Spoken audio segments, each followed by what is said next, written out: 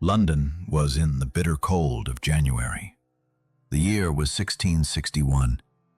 Crowds flocked to Tyburn Junction, the place where justice had been done for centuries. But on that day, justice was special. The body about to be executed had long since cooled, 2 years dead. It wasn't a man. It was a symbol of rebellion, of power, of the destruction of the old world. It was Oliver Cromwell. By direct order of the new king, Charles II, the remains of the man who had once ruled the country with an iron hand were removed from his grave in Westminster Abbey. They were covered in earth, soaked in decay, but Charles longed to see them. He longed for everyone to see them. Cromwell was carried through the streets in a threadbare rag. Like an old sack of scum, he was hanged on the gallows like a criminal, beheaded. And then, worst of all, his testicles were cut off and put on display. It wasn't just an act of vengeance. It was a ceremony, a theatrical humiliation, a reminder that the monarchy is back and it doesn't forgive. Charles Stuart was born in 1630 in the splendor of the English court. His father was Charles I, a king who believed his power was God-given. His mother was Henrietta Maria, French, of the Bourbon family. For little Charles, it was clear. He was to rule. He was trained to be more than just a man, to be chosen. But the reality was different. England began to choke on disputes between king and parliament. In 1642, civil war broke out. The country split into two camps: royalists, supporters of the monarchy, and parliamentarians, Cromwell's Roundheads. At 15, Charles commanded royalist forces in the west of England. At 16, he lost. At 17, he fled into exile. He was a prince without a palace, a young man without a future, a king without a kingdom. He wandered Europe, France, Holland, Spain. He lived in other people's houses, wore other people's clothes, ate other people's food. He begged, he waited, he remembered. One January day in 1649, 18-year-old Charles received news that would stick in his mind forever. His father, King Charles I, had been executed. On the scaffold, in the center of London, in front of a crowd. To the accompaniment of cold drums, he was beheaded on the charge of treason against his own country. Karl roared, tore his clothes, swore he'd have his revenge. It wasn't just a personal blow. It was a blow to the very idea of monarchy. His father, God's anointed, as he'd been taught from infancy, was condemned by ordinary mortals. And not just condemned, executed as a criminal. For Charles II, it was the end of an era and the beginning of a new life. The life of the persecuted, the wanderer, the avenger. A new man was born that day, one who would one day return and would not forgive. From 1649 to 1660, Charles lived as an exile. He was officially declared king in Scotland, but the throne remained just a shadow on the map. He tried to regain power by the sword, and lost. After his defeat at the Battle of Worcester in 1651, his price, a live head, was estimated at a fortune.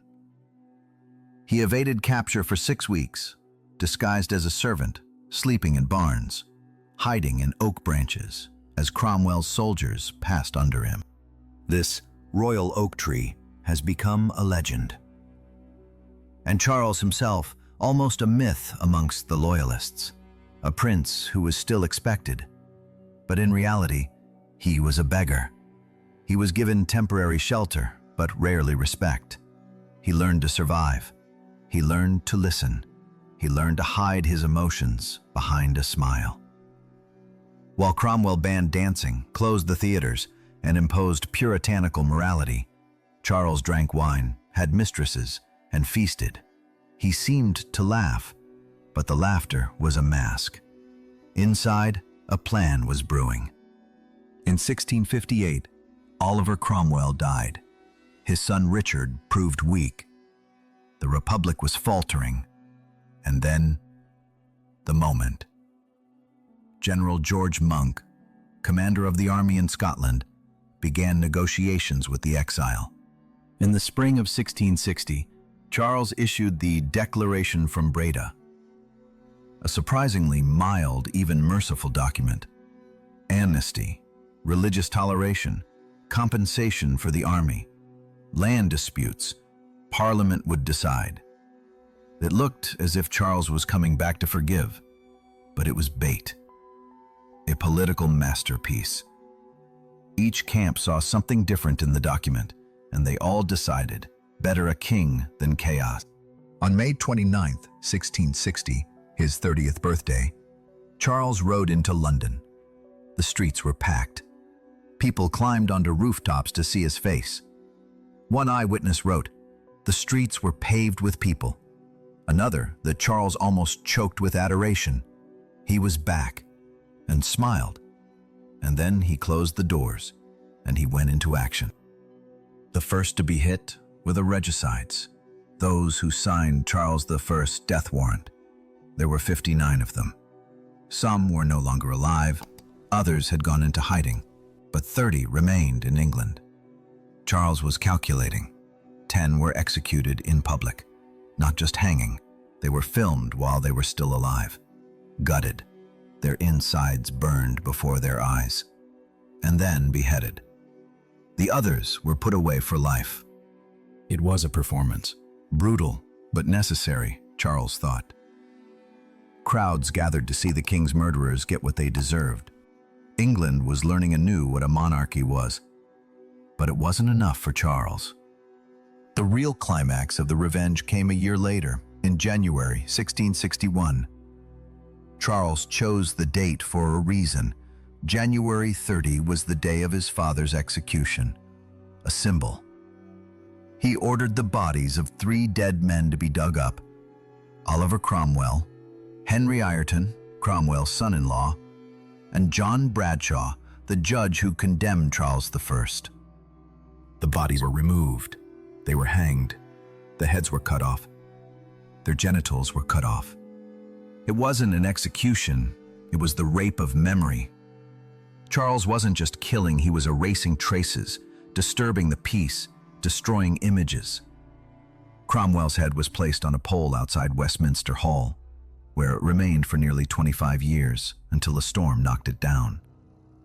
The vengeance was complete. The living were punished. The dead were dishonored. Charles II understood that a king could be killed by more than just the sword. His father was not overthrown by rebels, but by ideas: Puritanism, parliamentary impudence, rejection of absolute power. And these ideas had to be destroyed. In 1661, elected the so-called Cavalier Parliament, all royalist. Together with it, Charles passed a series of harsh acts that would later be called the Clarendon Code. He restored the dominance of the Church of England. He banned dissenters from preaching, teaching, meeting. This was especially hard on the Puritans, Cromwell's followers. Charles had not forgotten who closed the theaters, who canceled Christmas, who turned England into a religious prison. Now these people were losing everything: positions, property, freedom. They weren't killed, but they were being cut out of society, just as the king had planned. While some were in prison and others were losing churches, the people saw a very different Karl. He walked in the park with his spaniels. He opened theaters, supported artists and scientists. He laughed. He drank. He loved. The courtyard became a symbol of celebration. Puritan asceticism was replaced by promiscuity. Charles had more than a dozen mistresses, from actresses to common women. He acknowledged 14 illegitimate children, not out of guilt, but with pride. He lived in plain sight, but no one knew what was inside. Actually, Karl was a pedant. Got up at 5 in the morning, sitting, writing, monitoring. He knew that getting power back was one thing, keeping it was another. And to do that, you had to be an artist, not just a monarch. Karl played his part brilliantly. Beneath the mask of a joker, there was cold calculation. Charles II spent his life learning to be different from his father. Charles I was adamant, principled. He believed in divine right and died. Charles II believed in results. When people accused Catholics of conspiracies, Charles was silent. He knew that his brother James had become a Catholic. He himself converted to Catholicism on his deathbed, but he did not openly defend it. He allowed innocent people to be executed just to keep the crowd quiet. When Parliament tried to exclude James from the line of succession, Charles would not relent. He dissolved Parliament 3 times, maneuvered, blackmailed, persuaded. In the end, he won. He gave up his illusions, but not the throne. To rule in the New England, Charles became a new kind of king, flexible, cynical, lively. He sold out France's foreign policy just to maintain domestic stability. He was no longer God's anointed, but a master of survival. Charles II died in February 1685 after a sudden illness.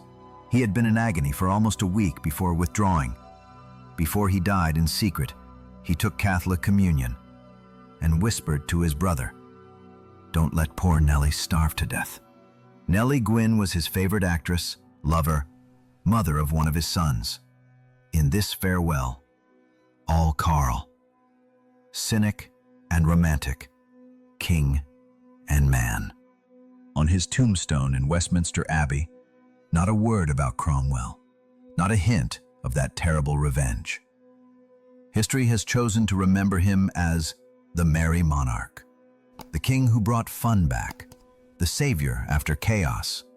But beneath the layer of parades and festivities lies a different portrait.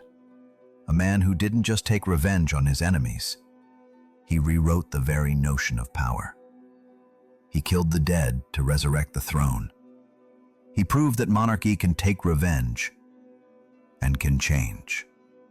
Karl was no saint, but he survived where his father had fallen. He brought back the monarchy not because he was stronger, but because he was smarter. And he was willing to cut, tear, forgive, and lie for one purpose, so that the crown would never again fall in the mud.